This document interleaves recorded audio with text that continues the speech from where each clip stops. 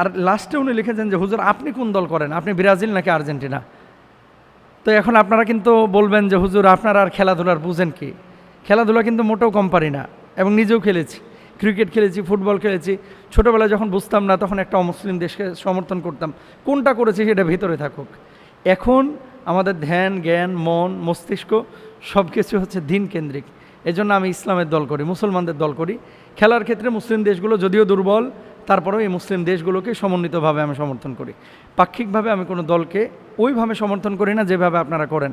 যে মোহতারাম, আপনার কাছে জানতে চাচ্ছি, সামনে বিশ্বকাপ, এই বিশ্বকাপকে কেন্দ্র করে বাসার ছাদে ব্রাজিল আর্জেন্টিনার পতাকা অনেকে উড়ায়। 2 নম্বর বিষয়, বিশ্বকাপ খেলা আমার জন্য দেখা জায়েজ নাকি নাজায়েজ? আমি তো আর খেলছি না, দেখছি। 3 নম্বর একটা অপশন লিখেছেন যে হুজুর আপনি কোন দল করেন, আপনি কি আর্জেন্টিনা নাকি ব্রাজিল? মানে 3টা বিষয় তিনি লিখেছেন। আর প্রশ্নটা এসেছে অনলাইনে, হোয়াটসঅ্যাপে। আপনারা জানেন যে আজকে এই যে প্রশ্নের উত্তরগুলো আপনারা অনেক সময় শুনেন সোশ্যাল মাধ্যমে, এবং যারা সামনে থেকে দেখেন আলোচনা করছি, ঘোষণায় থাকে যে আপনারা অনলাইনে প্রশ্নগুলো পাঠাবেন, আমরা আলোচনা করবো ইনশাল্লাহ, এবং জুমার আগে এই প্রশ্নোত্তরগুলো আমরা করি। তো 3টি প্রশ্ন, এই 3টি প্রশ্নের আলোকপাত আমি করার চেষ্টা করব, অবশ্যই শরিয়ার আলোকে। 1 নম্বর হচ্ছে যে বাসার ছাদে ব্রাজিল আর্জেন্টিনার পতাকা কেউ যদি উড্ডয়ন করে, দেখেন কোনো ভূমির কোনো দেশের পতাকার কিন্তু কোনো দোষ নেই। একটা দেশের আইডেন্টিটি, একটা শায়ার, একটা চিহ্ন পতাকা বহন করে। অ্যাজ মুসলিম, যতক্ষণ পর্যন্ত কোনো পতাকা অথবা কোনো একটা কাজ, আপনার কাজ গুনাহের সাথে সম্পৃক্ত না হবে, ততক্ষণ পর্যন্ত শরিয়া সেখানে হারাম বলে না, বা শরিয়া সেটাকে নিষিদ্ধ করে না।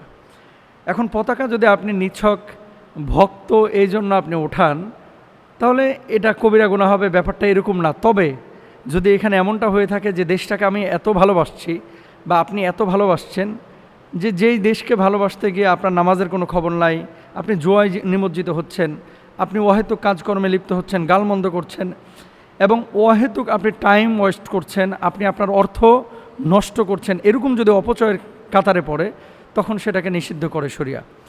2 নম্বর বিষয় হচ্ছে আপনি তো মুসলিম দিন শেষে, তাই না? তো আপনি ব্রাজিলের পতাকা উড়াইলেন, আর্জেন্টিনার পতাকা উড়াইলেন যে তাদের খেলা ভালো লাগে, তো সেই জায়গাটা আপনি আরেকটা পতাকা অ্যাড করেন না, আপনি কালেমার পতাকাটা অ্যাড করেন, আপনি মিশরের পতাকাটা অ্যাড করেন, তারাও তো খেলতেছে। আপনি সৌদি আরবের পতাকা অ্যাড করেন, ইরানের পতাকাটা অ্যাড করেন, একটা রাখেন না আপনি সাথে। মানে ব্যাপারটা হচ্ছে যে যখন আমরা দেখি যে অতিরিক্ত অমুসলিমদের প্রতি প্রীতি, তখন কিন্তু নবীজি সাল্লাল্লাহু আলাইহি ওয়াসাল্লামের সেই হাদিস আপনি একটু ফলো করতে পারেন বা দেখতে পারেন, মান তাশাব্বাহা বিকওমিন ফাহুয়া মিনহুম, যে জাতির সাদৃশ্য অবলম্বন করলো সে জাতির অন্তর্ভুক্ত হয়ে গেল। এই জন্য প্লিজ কেউ যদি আপনারা এই কাজগুলো করেন, পতাকা যারা উড়িয়েছেন পাশাপাশি মুসলিম দেশগুলোর পতাকা উড়ান। আর এটা আমার কাছে মনে হয় অপচয়। আপনি একটা দেশকে ভালোবাসেন বা সেই দেশের খেলা পছন্দ করেন, পতাকাটা কিনছেন 300 টাকা দিয়ে বা কিনছেন 400 টাকা দিয়ে। অনেকে তো গোটা এলাকা জুড়ে পতাকা বানায় তারপরে রেকর্ড করতেছেন, কয় যে 1/2 কিলোমিটার দীর্ঘ পতাকা বানিয়েছেন। তো এটা তো অপচয় ভাই। ইন্নাল মুবাদ্দিরিনা কানু ইখওয়ানাশ শায়াতিন, নিশ্চয় অপচয়কারীরা শয়তানের ভাই। এই জন্য কোনো পতাকা যেন এমনটা না হয় যেটা অপচয়ের কাতারে পড়ে যায়, এবং আপনার আর্থিকভাবে এই টাকাটা আপনি যদি গরিব মিসকিনকে দিতেন, আপনি যদি চ্যারিটির কোনো কাজে দিতেন, আপনি যদি দিনের কোনো কাজে খরচ করতেন, এটা কিন্তু কাজে লাগতো। এবার আসেন 2 নম্বর পয়েন্ট, ব্রাজিল আর্জেন্টিনার খেলা আসলে দেখা যাবে কি না, কখন জায়েজ এবং কখন না জায়েজ।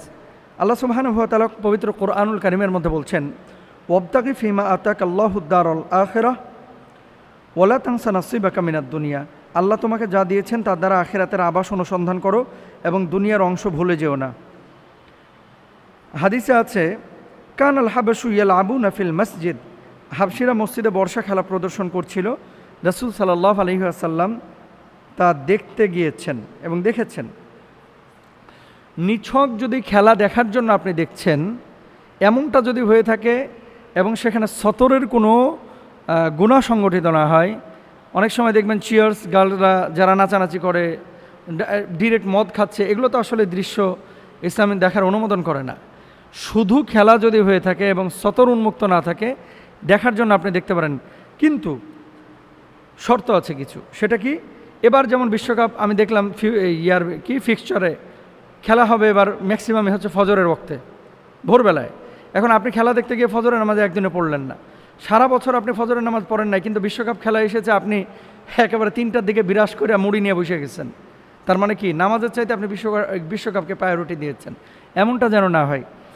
আপনি তখনই খেলা দেখতে পারবেন যদি নামাজ নষ্ট না হয়, ফরজ এবং ওয়াজিব দায়িত্বে অবহেলা না হয়, জুয়া বা বাজি না থাকে, অশ্লীলতা, হারাম দৃশ্য, উলঙ্গপনা এগুলো যদি না থাকে, যদি অতিরিক্ত সময় অপচয় না হয়, মারামারি, গালিগালাজ এবং বিভেদ সৃষ্টি না হয়। ব্রাহ্মণবাড়িয়ায় ব্রাজিল আর্জেন্টিনাকে কেন্দ্র করে প্রতিবার মারামারি হয় প্রতি বিশ্বকাপে, এবং পত্রিকা আপনারা দেখেছেন, অন্য অঞ্চলেও দেখেছি যে সিলেট, উত্তরবঙ্গে অনেক জায়গায় হয়। তো এই ধরনের ফিতনা ফ্যাসাদ যদি থাকে তাহলে কোনোভাবেই খেলা দেখা যাবে না। আর এগুলো না থাকলে শুধু বিনোদনের জন্য যদি আপনি শরিয়া লঙ্ঘন না করে দেখেন, আপনি দেখতে পারেন। এরপর আসেন যে কখন আপনি এই গুনাহ হবে না। যখন এই কাজগুলো আপনি মেনটেন করবেন তখন গুনাহ হবে না। আর যদি নামাজ ছেড়ে সারাক্ষণ নিয়ে বসে রয়েছেন তাও অবশ্যই তো আপনার গুনাহ হবে। আর লাস্টে উনি লিখেছেন যে হুজুর আপনি কোন দল করেন, আপনি ব্রাজিল নাকি আর্জেন্টিনা? তো এখন আপনারা কিন্তু বলবেন যে হুজুর আপনারা আর খেলাধুলার বুঝেন কি?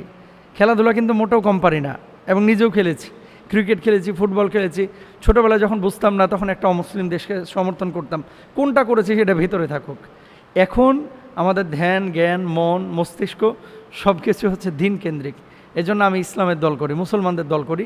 খেলার ক্ষেত্রে মুসলিম দেশগুলো যদিও দুর্বল, তারপরেও এই মুসলিম দেশগুলোকে সমন্বিতভাবে আমি সমর্থন করি। পাক্ষিকভাবে আমি কোনো দলকে ওইভাবে সমর্থন করি না যেভাবে আপনারা করেন। এবং ওই হাদিসের ভয় যে আমি রোনাল্ডোকে ভালোবাসি, মেসিকে ভালোবাসি, এখন ভালোবাসা যদি এমন হয় যে আমার নবীর চাইতে বেশি হয়ে যাচ্ছে, যেটা আমাদের যুবকরা করে, যেটা আমাদের মেয়েরা করে, আমাদের ছেলেরা করে, যে একজনকে আরেকজনকে এত ভালোবাসে যে ভালোবাসাটা একেবারে পৃথিবীর সবচেয়ে বেশি ভালোবাসা, তো আমি আল্লাহর কাছে কি জবাব দেবো? আমার কাছে সবচেয়ে প্রিয় হচ্ছে আমার আল্লাহ এবং আল্লাহ রাসূল, এবং আল্লাহ রাসূলকে যারা ভালোবাসে আমি তাদের দল করি। আল্লাহ বুঝদান করুক, আমিন।